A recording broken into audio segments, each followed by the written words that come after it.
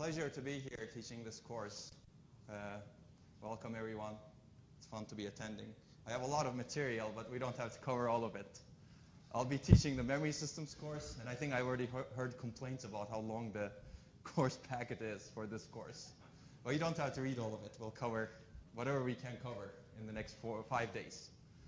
The course title is Scalable Many-Core Memory Systems, and I've divided into 3 topics, which I will discuss soon. But this talk is about the memory system, which sits between processors and caches and storage in an existing system. Going forward, probably these may be merging with emerging technologies, and we may cover that at some point. But main memory is a critical component of all computing systems that we have today. Regardless of whatever computing system you look at, there has to be some working storage or working memory where you need to keep the data. And this system must scale in terms of many, many parameters: size, technology, algorithms, efficiency, costs, to maintain the performance growth that we've been used to for a long time. And this is another view of the memory system which we should never forget. It's actually a shared resource. It's one of the biggest shared resources that we have today among the processing components. This is a cooked up system, but if you look at it, you have cores that have some private L1 cache inside and some shared L2 caches that are interconnected via some shared interconnect, some shared L3 caches, maybe L4 caches, some shared memory controllers, shared pins, shared memory, shared storage. So pretty much everything in memory is shared across different cores. And this is a conscious design choice that people have made, and we will get to that at some point later in the lectures. So this is the state of the main memory system as I see it today. There are some recent technology, architecture, and application trends that lead to some new requirements from the memory system, as well as exacerbate old requirements, and we will cover both during this course. And DRAM and memory controllers, as we know them today, will be unlikely to satisfy all of these requirements. And there are some emerging non-volatile memory technologies, actually emerging technologies that happen to be non-volatile, that seem to be more scalable and that seem to enable new opportunities as well, like memory and storage merging. So this course will be about how we can rethink the main memory system given these new trends to fix some of the issues that we're having with DRAM as well as memory controllers and enable some of these emerging technologies, as well as while satisfying all of these requirements that we will talk about. So let me cover some of the brief trends, some of the trends that I see affecting main memory before I delve into the details of the course. And then we'll go over some basics and then go over some research after that. So there are 3 major trends as I see them that are affecting main memory today. First is there is an increasing need for main memory capacity, bandwidth, and quality of service, predictable performance. Second, energy and power is a key system design concern. This is not true only for memory. This is true for pretty much all system resources that we have today. And the third is DRAM technology scaling is ending, perhaps much faster than logic scaling, and we will focus a lot on this during this lecture. Well, during the next lecture, probably.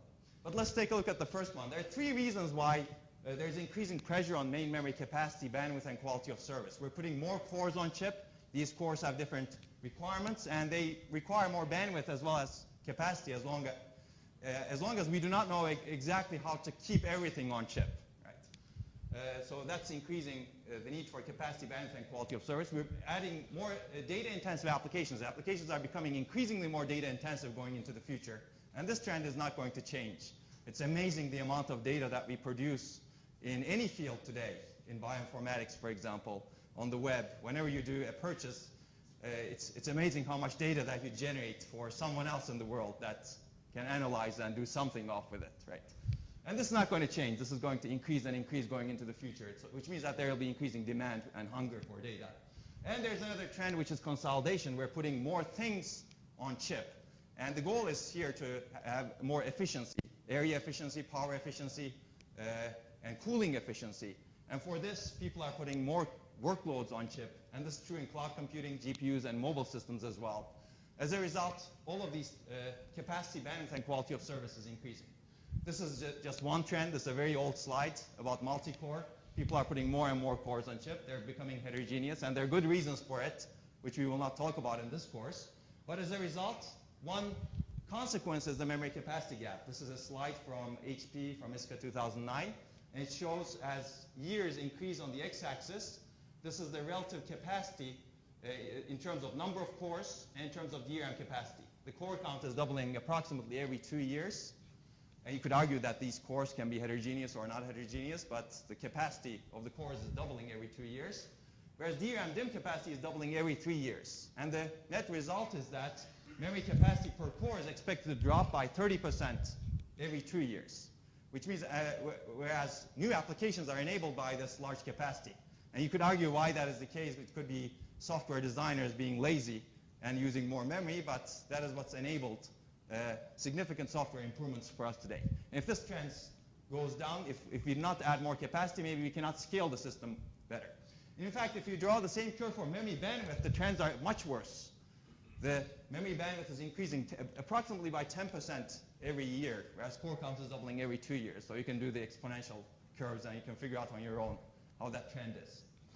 The second trend, which has been around for a long time, is energy and power is a key system design concern. This is all data from IBM. Charles Laferriere et al. Studied IBM's big iron servers, and they looked at the memory energy consumption spent in large-scale IBM systems, and they found that approximately 40–50% of the system energy, entire system energy, spent on off-chip memory hierarchy. And there are issues with memory that we have today. DRAM, for example, consumes power even when we do not do anything with it, right? You need to refresh the data, assuming you want to keep the data in it. And we'll tackle that problem later in the course. And the third issue is DRAM technology scaling is ending. We've got a lot of benefits by reducing the size of the cell, DRAM cell, the simple DRAM cell that we will talk about. By reducing the size, we've increased its capacity, density, we've lowered its cost, and we've kept its energy at reasonable levels. The problem is people are projecting for a while now that DRAM will not scale easily below some X nanometers, and X nanometers keeps decreasing as companies push it down, right? But it's clear that as you scale the size of the cell, it becomes unreliable, and as a result, it becomes much more costly to increase the capacity that we're getting from DRAM. And I'll cover this, I'll start with this problem. Let's take a look at this problem in a little bit more detail. DRAM, this is a basic DRAM cell. You all know it, hopefully. Basically, we have a capacitor, and we have an access transistor, and the capacitor is connected to the bit line with that access transistor, and it's connected to the sense amplifier that senses the little amount of charge that's stored in this capacitor that distinguishes a 1 from a 0. Right? And this capacitor must be large enough for this sense amplifier to reliably sense it, and this access transistor also must be large enough for reliable sensing, as well as low leakage. This capacitor should not leak very fast. Because this is dynamic memory, we need to refresh it, and that's a problem with DRAM. And scaling beyond 40 to 35 nanometers was challenging, according to ITRS, International Technology Roadmap of Semiconductors in 2009.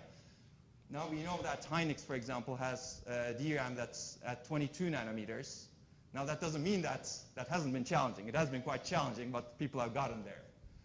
But people will get there, but this issue still remains. It's becoming increasingly more difficult to scale the size of this cell.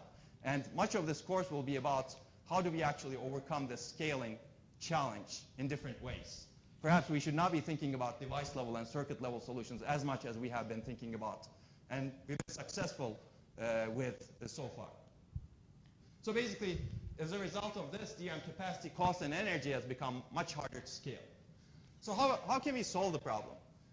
I'll give you a brief overview of the course while we're looking at this. Basically, I see two potential solutions, and if you have a third one, I'd be happy to listen. First is we can tolerate DRAM, but maybe we should do something different while tolerating DRAM. Right? Maybe we should take a fresh look at it. We should take a different look. And second, there are some emerging technologies that look interesting. Maybe we can enable them to eliminate or minimize DRAM in the system. And I'll talk about both. And I would argue that we should actually do both as a research community. And this leads us to something like hybrid memory systems. If you have multiple different types of memories with different characteristics, maybe we can design a system that can best take advantage of both of these types of memories. And we'll cover this later. Let me briefly go over some of these solution directions just to lay out the overview of the course. But the first solution is tolerating DRAM, but we don't want to do it necessarily by scaling the circuit because we don't necessarily know how to do it. Certainly I do not necessarily know how to do it. That's not my expertise. But maybe we can overcome these DRAM shortcomings with something while designing the system around DRAM, by integrating DRAM much more tightly into the system. So far, DRAM has been a device that's quite dumb. Right? It's achieved its purpose, but what we do to it from the processor point of view is we send it a command and the DRAM responds. And this is just a very low-level interface. It gives you bits. It doesn't, for example, do a search operation. Can we do something bigger in DRAM by looking at novel DRAM architectures, changing that interface that's been extremely rigid so far by pushing more functions off into the DRAM potentially in a low-cost way? And can we do better waste management? Can we do more efficient utilization? More efficiently utilize this much more valuable resource the resource that's becoming much more valuable increasingly into the future. And there are several key issues to tackle, and I believe these are all very interesting research problems going into the future. And if you're looking for a research topic, I would encourage you to look at some of these potentially. Reducing refresh energy is very important, I think, going into the future. Improving bandwidth is important. Improving latency is potentially even more important and more difficult in DRAM, while keeping low cost, of course. Reducing waste, enabling reliability at low cost. Given that we are reducing the size of the cell, how do we enable it to be much more reliable at low cost? So we've been looking at this problem in recent years, and I'll talk about some of these papers over here. I won't have time to cover all of them, but I'd be happy to talk about them later on too. The second solution direction is these emerging memory technologies. Some emerging resistive memory technologies are fundamentally different from DRAM. They're not charge-based. They're based on state, changing the state of some element. They also seem to be non-volatile, at least under some conditions. For example, phase change memory is one I'm familiar with more than others. It's expected to scale to 9 nanometers, and this is old data. And it's expected to be more dense than DRAM as well, because you can store multiple bits per cell as intervals in terms of resistance in the resistance space, resistance spectrum. The problem is these emerging technologies cannot directly replace DRAM, but they have some shortcomings, which we will talk about. They're higher latency, for example. They have endurance problems. The key question is, can we enable them to replace, augment, or surpass DRAM in some way? And I'll talk about some papers that we've been looking into in this space, and this is part of the reading list also, but we'll get to this. So this leads us to hybrid memory systems, as I think of it, and other people have looked at it as well. Basically, if you have two different kinds of technologies that can potentially be main memory, but they have different benefits and shortcomings, upsides and downsides, green and red over here, maybe you can combine them in an intelligent way such that you can expose the green parts while minimizing the red parts of each technology. And the idea is to design the hardware and the software together, including the memory controllers, to manage data allocation and movements to achieve the best of these multiple technologies such that we can have a much more scalable system than either technology can provide alone. So this course will first talk about DRAM, and then we'll talk about this other part, hybrid memory systems as well as emerging technologies.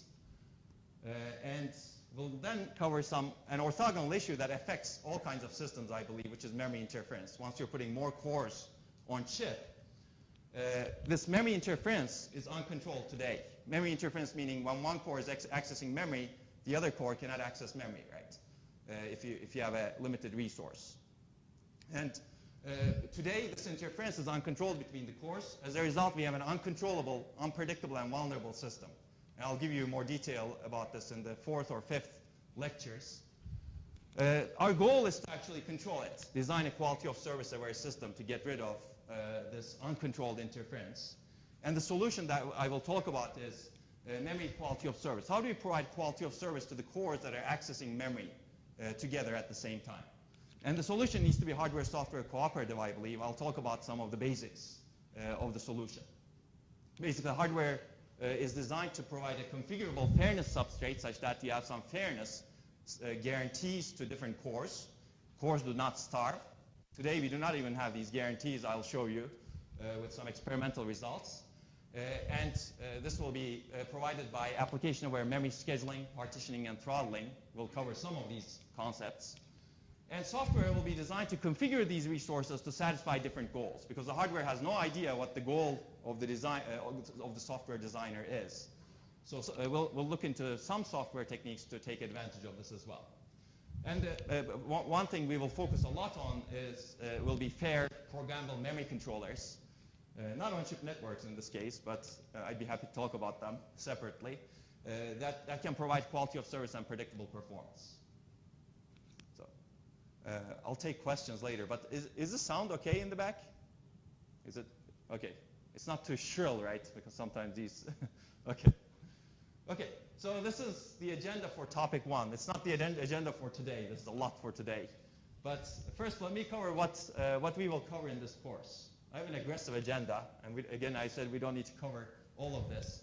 I've divided this into 3 topics. The first one will be main memory basics and DRAM scaling. Today, we'll actually try to cover most of the basics so that we can go into more advanced detail in the next 4 lectures. The second lecture, this is probably going to be the 3rd lecture, Wednesday, Emerging Memory Technologies and Hybrid Memories. DRAM scaling will probably be tomorrow. And finally, the 3rd topic will be main memory interference and quality of service. That will be lectures 4 and 5, Thursday and Friday, I believe. And these are topics that are unlikely going to be covered, but I put them here because they're part of the memory system as well. Caches and interconnects are a fundamental part of the memory system, and they're employed in every part of the memory system. We look at DRAM as a cache. That's called row buffer. It's a necessary cache, but that's a cache. DRAM latency. DRAM with that interconnect is extremely important. And these appear in other parts of the system as well, but they're important too. Let's see. So this course will cover many problems and potential solutions related to the design of memory systems in the many-core era. And I believe this is a very exciting topic because the design of the memory system poses many challenges, difficult research and engineering problems, both at the same time. And these are important fundamental problems. I don't think we can reducing latency in DRAM, for example, has been a very fundamental problem for years and years at low cost. And these are industry-relevant problems also. So if you're interested in research in this area, this is a great area, open area. And I believe there are many creative and insightful solutions needed to solve these problems because we need to take a fresh look at how we design DRAMs. So I think the major goal in this course is to acquire the basics to develop such solutions by covering both fundamentals as well as recent research, a sampling of recent research. So I hope that will enable that at the end of this course. So my contact information, you should feel free to email me or grab me anytime. You have my email address. And if you feel more comfortable with text, that's my cell phone also. You can send me a text message too. Please record this. I don't know if these slides will be up, although this may be up somewhere on my website too. And you can feel free to find me during breaks or email me anytime. I don't receive calls because AT&T, I think, charges an arm and a leg if you actually receive calls outside the US. But text messages are perfectly fine. And I have these slides online. There's a website for course slides and papers. It's not exactly these slides. It's a much longer version of these slides. So feel free to take a look at them. And you can find the readings over there also. They're accessible from my website. So if you search for my name, you can actually figure this out. I'll keep this for a short time here so that you can write it down. Okay. There are a bunch of readings and videos, and I believe I've already given you this reading. This actually does provide a very good overview of the course. It's only a 5-page reading, and I believe some of you have done it. Some of you have talked to me about it, which is great. But this gives you pointers to other readings as well, if you're interested. And these are the slides that are online, so I've put actually direct links over here. There are a bunch of lecture videos. I'd be very interested in getting your feedback on these also. These are lecture videos from my computer architecture course, and going forward, we're trying to put a lot more online education to the web. So I'd be very interested in any feedback that you may have with these videos. You can find these video links on these slides online. So this is readings for topic 1 today. Again, you don't have to do all of them, but I think the best way to learn is to do the real readings after going through the lectures or before coming to the lectures. And these are all online as well. These are readings for topic 2, and topic 3 is probably longer. Okay. And I don't know if you'll get a chance to cover this, but this is actually something else to keep in mind.